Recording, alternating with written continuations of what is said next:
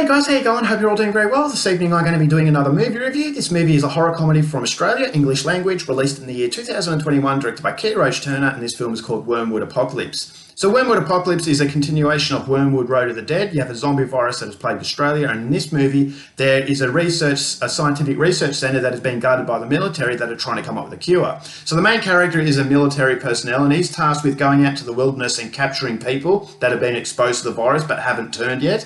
And so he takes them back to the research centre with the promise that they're going to be let go after they're tested on. But little does he know there is a terrifying secret behind this research centre that is going to be uncovered when this military man kidnaps a girl whose sister is hell-bent on rescuing her. So the military main character is about to learn the secrets behind this centre, and he's going to have second thoughts, and he's going to try and do the right thing by helping this woman rescue her sister. But it's going to have very grave consequences, and whether or not they can achieve their goals is something you're going to have to find out for yourself, because that's as far as I'm going with my synopsis. Now my thoughts on Wormwood Apocalypse. Wormwood Road of the Dead, the very first movie, was definitely a movie that took Australia by storm, and it really surprised me to see how enjoyable that movie was. Now, it was surprising because at that specific stage in Australian cinema, not a lot of horror films were being churned out. You had Wolf Creek that really took the world by storm, but it wasn't until Wormwood Road of the Dead where a horror comedy really struck the worldwide market. And so I was really happy to see that movie. I really liked it. In fact, I absolutely loved that film. It was a very localised sort of humour that a lot of Australians would understand more so than the rest of the world, and I like those types of movies. These are movies that are first and foremost marketed towards Australians, and that's something that I really appreciate. There are no American accents. It's not Americanized to a point where it's trying to sell overseas. First and foremost, it's trying to sell itself in Australia. And so I thought as though that was definitely the most lovable part of the film, is that it had a lot of charm to it. So there was a lot of humour in that movie, there was a lot of gore, and I really liked the twist that Keir Roach-Turner had on the zombie subgenre. And to say that there's a creativity within the zombie subgenre, you don't say that very often, but I definitely feel as though Wormwood Road of the Dead was definitely that. And it also had a Mad Max kind of value to it, where I felt as though it was paying homage to the classic Australian films of the 70s. And so there's a lot to like about that movie, and that's why I loved it. So coming into Wormwood Apocalypse, I did have a lot of hesitations based on the fact that Keir Roach-Turner's other film, Necrotronic, was a massive letdown. I had high expectations because the first film was so good, and when you set that bar up so high, unfortunately a lot of the time these directors let themselves down by making movies that just don't live up to the standard that they've created. So I felt as though Wormwood Apocalypse was a chance to redeem himself, but I really wasn't holding out too much hope that it was going to be brilliant.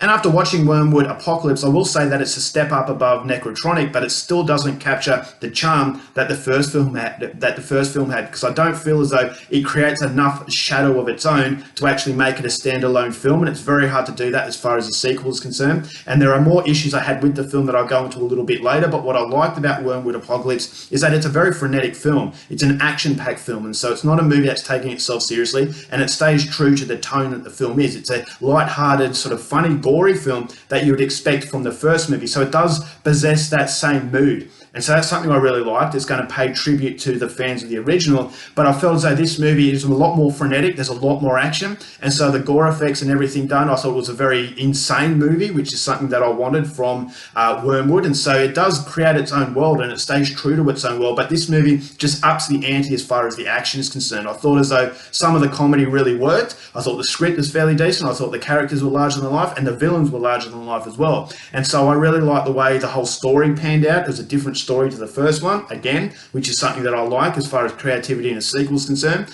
And it does go by before you know it. So it's definitely not a movie that lags. You never notice that it's really stalling, because as I said, that frenetic pace doesn't really let up, and so it doesn't let you catch your breath, and you don't really notice a lot of the shortcomings that the film has. So the cinematography, very vibrant. It is very Mad Max-esque. So if you like Mad Max and you like the way that Wormwood went about, that homage to classic Australian films, then Wormwood Apocalypse definitely possesses the same sort of charm to that. And I really like the soundtrack as well, and the soundtrack actually reminded me of the Speary Brothers' Undead, which is a classic Australian horror comedy. And so it just had that quirkiness that was a lot of fun. It was a caricature, sort of far out, violent bloodbath. And so that's what you want from a zombie film, and that's exactly what you get. And as I said, with Wormwood Road of the Dead, this movie possesses that unique sort of zombie. It's a different world of zombies, and so this is something that Keir Roach Turner really possesses in a very unique way.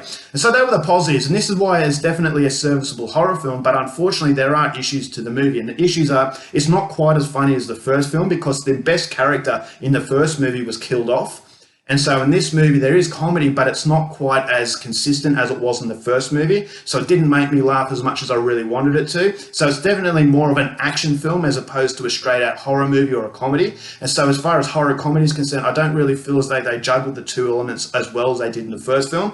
And I also hate the fact that this was a sequel. Now, the problem with it is that it does leave it very open-ended at the end of it, at the end of the film. And so it's kind of hoping that it can make future installments. And so if it doesn't have the money to make installments, or for whatever reason, this is the last movie, it's going to be very anticlimactic because I felt as though it's building towards something instead of giving you a sense of closure. So the first film gave me closure, but I always felt as though this is going to be made into another movie. But this film, it just feels like it's building on a story that's not quite finished. And so I thought, all right, well, if I watch the future installments in what is going to be hopefully a Wormwood franchise, then maybe I'll appreciate this movie a lot more. But as it stands, unfortunately, if you are going intending to make a franchise and you're leaving it at the second film, you have to make sure it's definitely a lock-in as far as future films are concerned, because this movie is not going to work if it doesn't have that sense of closure. So I felt as though the ending was definitely like a TV show where you're waiting for the next installment the next week. And I think that's a massive risk because nothing is ever written in stone that you're going to have the money or the go-ahead to make future movies. But if that is the case, then I can excuse this. But as I said, the sequel, when you're actually planning on a franchise before it's even happened, then ultimately you are taking a big risk. And so it just had that sense of, all right, well,